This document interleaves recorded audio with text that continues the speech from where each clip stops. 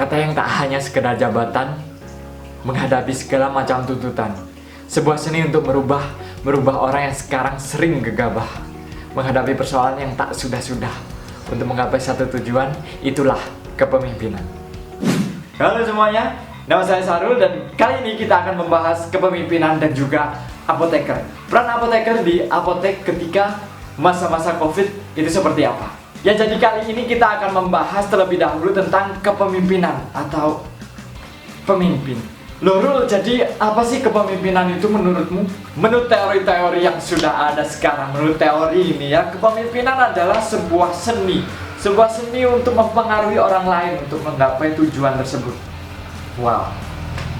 Apa saya bullshit kok? Enggak. Yo, aku memang nggak suka teori, jadi kita akan bahas dari sudut pandang saya sendiri. Jadi apa sih itu kepemimpinan? Yo, kalau menurut saya ini ya, kepemimpinan adalah cara untuk berpikir, cara untuk bertindak, dan cara untuk berkomunikasi. Yo, yang pertama adalah cara untuk berpikir. Ya, jadi kepemimpinan adalah cara untuk berpikir. Ketika kita menjadi seorang pemimpin, maka kita harus merubah pola pikir kita. Jadi pola pikir kita harus lebih maju daripada yang lain. Kita harus lebih maju, 4 kali lebih maju daripada orang lain. Jadi kita harus memandang jauh untuk merencanakan sebuah hal yang harus kita capai.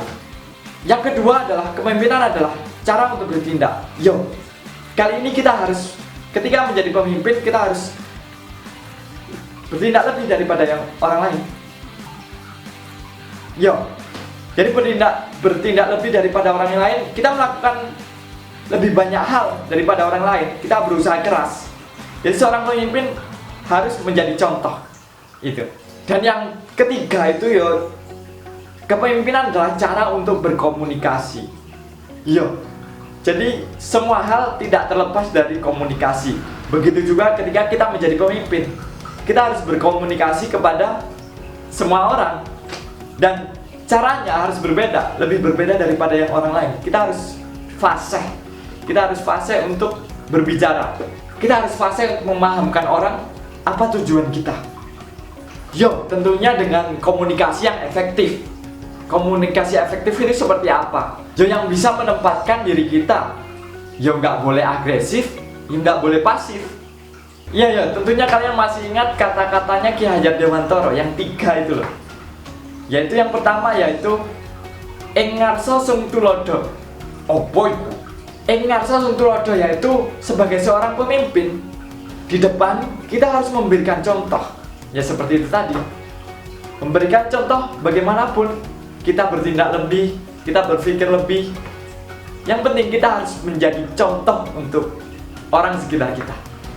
Yang kedua kata Ki Hajar Dewantara ing madya mangun karso. Apa man? Ing madya mangun karso, di tengah memberikan ide atau pokok pikiran. Loh, ya mesti tak. Ya ini loh pemimpin. Jadi kita di tengah-tengah, kita harus memberikan ide dan pikiran kita. Bagaimana maunya kita mau jalan kemana nih? Kita menjadi nahkodanya gitu. Kita memberikan ide, pikiran ketika buntu. Kita harus memikirkan ide dan solusi-solusi yang pasti. Yang terakhir dari Ki Hajar Dewantara, Tutwuri Handayani. Yo, jadi Tutwuri Handayani yaitu di belakang memberikan dorongan. Yo, jadi kalau mau jadi pemimpin tuh ya harus seperti itu. Oke, sekarang bagaimana tipe-tipe pemimpin itu? Yo, kalau tipe-tipe pemimpin itu kalau menurut saya yo ada 2 lah yang saya tahu yo. Yang pertama itu adalah tipe diktator. Yo, diktator itu yo tipe-tipe yang pemimpin yang agresif, ya maunya ini ya ini, jadi gak bisa diganggu gugat. Ya aku ya maunya ini, kalau nggak mau ya aku dong kamu. Heil Hitler. Yang kedua yang saya tahu ini tipe-tipe demokratif. Ya jadi tipe-tipe demokratif ini ya kembali lagi ke rakyatnya, kembali lagi ke teman-temannya, maunya seperti apa, mari kita rembukan bareng, musyawarah, nanti kita tentukan bagaimana kita akan melangkah selanjutnya bersama-sama. Ya menurut saya ya tidak apa-apa ya. Itu anunya. Ya jadi itu.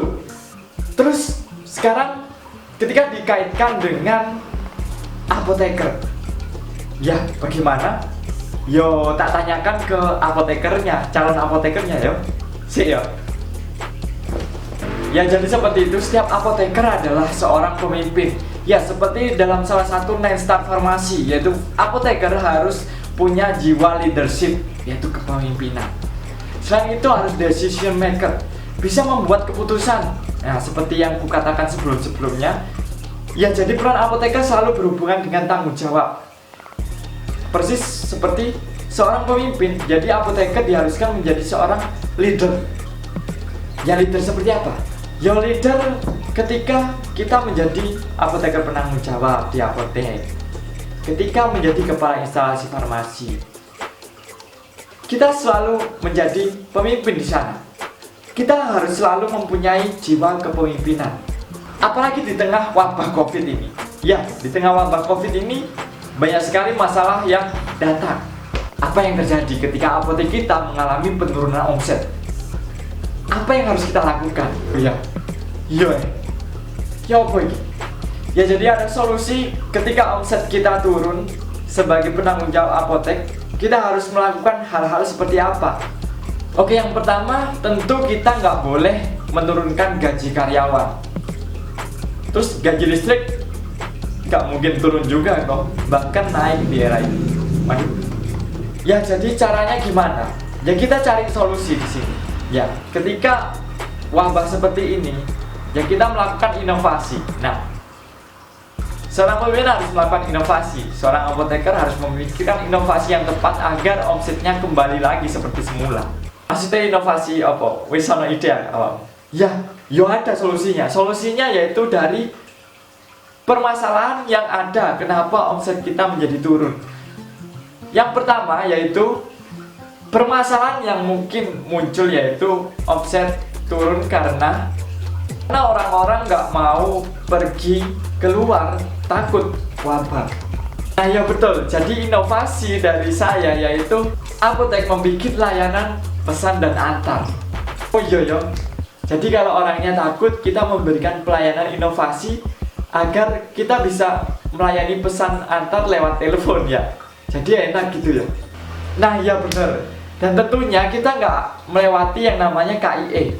Nah, bisa berbagai macam. KIE bisa lewat telepon ataupun lewat hal-hal yang tertulis. Yang terpenting informasi obat tersampaikan dengan baik dan tujuan terapi akan berjalan dengan mulus. Jadi inovasinya yaitu kita membuat inovasi yaitu apotek memberikan pelayanan by phone pesan dan antar obat. Tentunya tidak lupa dengan KIE-nya. Nah begitu, jadi orang-orang bisa memesan obat tanpa takut tertular penyakit di jalan kayak gitu. Nah iya, dengan begitu omset kita akan naik. Tentunya dibarengi dengan promosi. Promosi ini adalah hal yang penting, mempromosikan apotek kita, memiliki inovasi pesan antar obat. Nah itu perlu diinformasikan ke warga. Kalau nggak ada informasi, kalau nggak ada media, mana warga tahu? Ya udah diem-dieman kayak gitu. Jadi ketika kita memiliki inovasi, misalkan yang tadi untuk pesan antar obat, maka kita harus mempromosikan bahwa apotek kita memiliki pelayanan itu. Solusi yang kedua yaitu ini dengan berat hati. Jadi kita sebagai pemimpin di sana harus memberikan pengertian kepada karyawan kita. Ketika di apotek kita memberikan gaji asisten apoteker itu dibagi menjadi dua, gaji pokok dan jasa pelayanan. Nah, karena orang-orang yang di sana itu otomatis turun karena COVID, turun yang mau ke apotek, ya orang yang jangan ke apotek jadi jarang karena takut. Nah, otomatis jasa pelayanannya berkurang karena nggak ada orang kayak gitu. Jadi bisa memotong tanpa memotong gaji pokok. Jadi yang dipotong adalah jasa pelayanannya karena kita tahu sendiri bahwa orang-orang takut untuk pergi ke apotek kayak gitu. Jadi kita memberikan inovasi pesan antar tadi, jadi kita mengurangi jasa pelayanannya teman-teman asisten apoteker kayak gitu, dan tidak menyentuh sama sekali gaji pokok. Gaji pokok tetap ya. Jadi dengan cara-cara seperti itu apotek kita bisa menyeimbangkan dan tetap bisa membayarkan biaya tetap dan biaya tidak tetap, dan tentunya masih ada profit untuk kita. Yaitu jadi solusi dari saya mengenai masalah tentang turunnya omset apotek. Ya wes, tak panggil Syarul balik ya. Rul. Nah, balik lagi bersama saya ya. Jadi itu pemaparan ketika ada masalah di apotek ya. Itu solusinya sudah dipaparkan oleh calon apoteker tadi. Nah ya wes, begitu tadi Rek. Jadi wes, kita harus selalu menjadi pemimpin dimanapun kita berada. Jiwa kepemimpinan harus selalu di dada kita. Masalah pasti datang, tapi masalah pasti ada solusinya. Dan jangan biarkan wabah ini menjadi penghalang kita untuk melakukan sesuatu hal yang berguna untuk kita. Jadi kita harus selalu berusaha untuk menjadi lebih baik, bukan menjadi stagnan. Jadi kita harus menjadi lebih baik, kita harus belajar lebih, memanfaatkan waktu yang luang ini, yang banyak luangnya ini, memanfaatkan waktu untuk bisa memperbaiki diri sendiri agar nantinya menjadi bisa diandalkan. Sekian video dari saya, Syarul. Tetap semangat, jangan pantang menyerah, dan jangan lupa impian. Wassalamualaikum warahmatullahi wabarakatuh.